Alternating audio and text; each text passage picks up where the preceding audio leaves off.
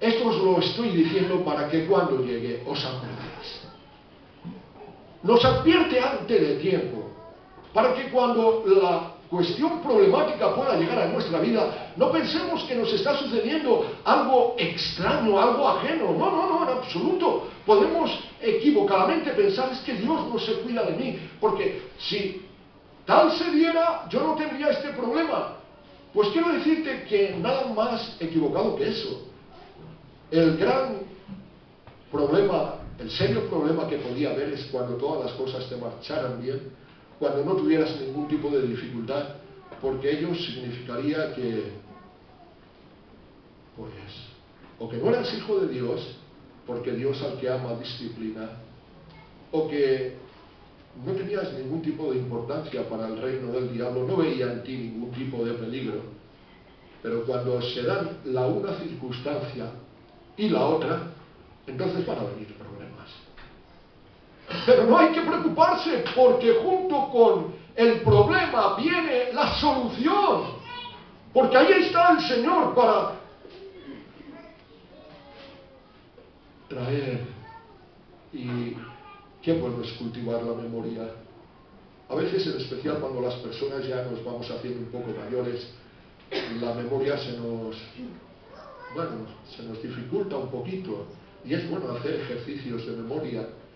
Pero yo creo que en todas las edades, hacer ejercicios de memoria en lo que compete a la palabra de Dios.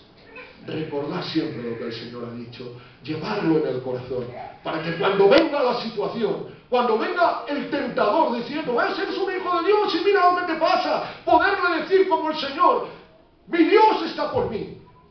No es nada ajeno lo que me pasa, Dios lo permite para mi bien, porque Dios tiene para mi vida propósitos que no se lograrían de otra manera, y cuando Dios lo permite es porque es lo más conveniente para mi vida. Cultivar la memoria, recordar las palabras del Señor, llevarlas en nuestro corazón, como Él está diciendo justo en este momento, para que cuando llegue la hora os acordéis de que os lo había dicho.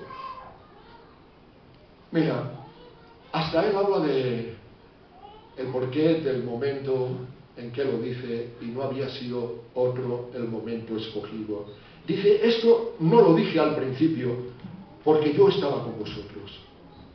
Es decir, las cosas que dentro de esta porción está diciendo acerca de las aflicciones que les estaban próximas, dice, yo no os lo dije antes porque yo estaba con vosotros.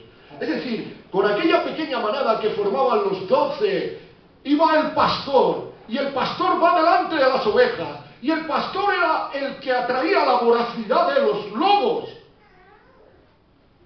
Y las ovejas estaban tan aseguradas. Qué hermosa es esa oración de Jesús. Padre, de los que me diste, yo los guardé, y no se perdió ninguno, sino el hijo de perdición. Ahora él iba a marchar, y ahora las cosas iban a ser un poco diferentes. Pero digo un poco diferentes, por eso es que está diciendo, y el Señor nos dice las cosas justas, cuando las necesitamos, no las dice ni antes ni después, porque Él tiene el sentido de la oportunidad.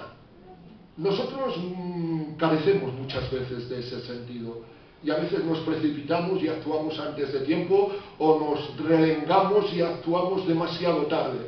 Pero el Señor sabe cuándo hablar y cuándo callar, cuándo moverse y cuándo quedar quieto. Así que puede decir, no os lo había dicho antes porque estaba con vosotros, pero ahora voy y por eso os lo digo. Pero ahora dice el versículo 5, voy al que me envió. La preparación de la partida ya la hemos visto, pero Él no se va a quedar allí. Ha hablado más que nada de las dificultades que van a llegar, pero no tenían en absoluto que caer en la desesperanza, porque la obra que Dios empieza la acaba.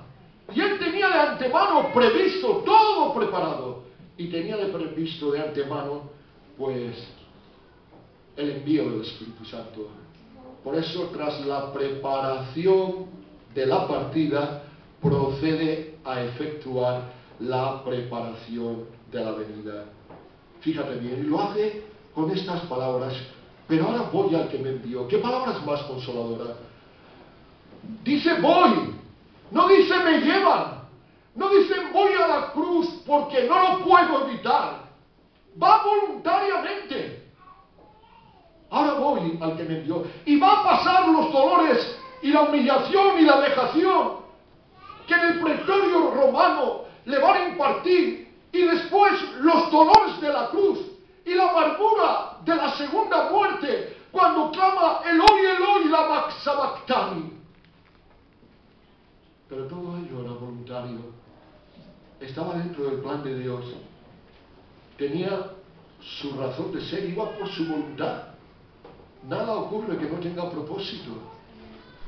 Si Él no hubiera ido a la cruz, nosotros no podíamos ser salvos. Cuán necia fue la torpeza de aquel que dijo: a otros salvó, sálvate a ti mismo. Pero torpe, ¿no te das cuenta que si se salva a sí mismo, tú no tendrás la oportunidad de ser salvo? Que la oportunidad de ser salvo solamente está en que Él, voluntariamente, nadie le lleva, nadie le quita la vida, sino que Él la pone voluntariamente porque tiene poder para ponerla y para volverla a tomar. Aleluya. Y con ello también nos está diciendo a nosotros tantas cosas que lamentable no podernos detener más. Como deberíamos, cuando viene una situación difícil, en un sentido aceptarla, decir: Señor, si es tu voluntad, pues, como Jesús en Getsemaní, si es posible, pase de mí esta copa, mas no yo, como yo, sino como tú quieres, Señor. Porque si esto significa unir a ti, unir mi voluntad a la tuya, bendito sea tu nombre, Señor. Bendito sea tu nombre para siempre. Después viene una pequeña reprensión. Porque tiene la tonalidad, el tinte, dice: antes porque os he dicho estas cosas, tristeza ha llenado vuestro corazón. Y podríamos pensar, es lógico, le amaban. Y sí, pero Jesús lo dice con un cierto tono de reproche. Porque deberían de haber reaccionado con fe. En cierta manera hay tristeza lógica en ello. Y hay tristezas que son comprensibles, inevitables. Somos seres humanos. Alguno, cuando fallece un creyente, pues casi quieren hacer alegría. No, ¿por qué alegría? Eso es antinatural. Pero todo con límite, todo con moderación. Y ellos tenían que saber que Jesús había hablado de este hecho. Es más, tenían que en aquel momento haber aprovechado la oportunidad. De ahí que el reproche del Señor sigue cuando dice: y ninguno de vosotros me pregunta: ¿a dónde vas? Es como decirles: pero ¿por qué estáis así, tan pasivos? Simplemente lánguidos. Pero reaccionar, salir de la languidez. ¿No entendéis algunas cosas? ¡Preguntadme! Porque aquí estoy yo para responderos. Mirad, cuando vienen dificultades a nuestra vida, no tendríamos que preguntar de dónde vienen, pero sí que tendríamos que preguntar: ¿a dónde vas? Señor, ¿por qué permites esto? Yo quiero saber a dónde esto me lleva. Y desde luego te va a llevar siempre a la bendición, a la prosperidad. Siempre hay un propósito en todas las cosas para Dios. Y para que su propósito se cumpla en nuestras vidas, Él quiere que le preguntemos. En este caso, les reprocha que no le hayan preguntado. Debían de haber tenido una reacción. Debían de haberle preguntado al Señor, si es que no le entendían: ¿a dónde vas, Señor? Pero ahora viene la enseñanza, porque el Señor nunca se detiene en la reprensión, sino que desde ella siempre va un poquito más adelante, y la enseñanza la introduce solemnemente, como Él hace todas las cosas maravillosas. Por eso inmediatamente dice: pero yo os digo la verdad, que es una forma solemne. Cuando el Señor se acerca a nosotros, ¿qué solemnidad? qué dignidad que nos imparte, qué gloria que percibimos. Pero yo os digo la verdad, os conviene que yo me vaya. Os conviene que yo me vaya. A lo mejor estaban pensando lo contrario, pero los pensamientos de Dios están muy por encima de los nuestros. Os conviene que yo me vaya. Nos está diciendo, cuando hay situaciones difíciles, hay un remedio de parte de Dios, que es la fe. Creed en Dios, confiar en Dios. Él está haciendo lo conveniente. Él nunca os está perjudicando. Él siempre os está favoreciendo. Así que fuere lo que fuere, tener la plena certeza de que Dios os puede decir, os conviene que. Y en este caso nos invita a que no seamos perezosos para tomar lo que Dios nos da. Preguntemos si necesitamos saber a dónde nos lleva aquello y recibamos la plena revelación suya, como ahora la da. Os conviene que yo me vaya, porque si no me fuere, el Consolador no vendría a vosotros.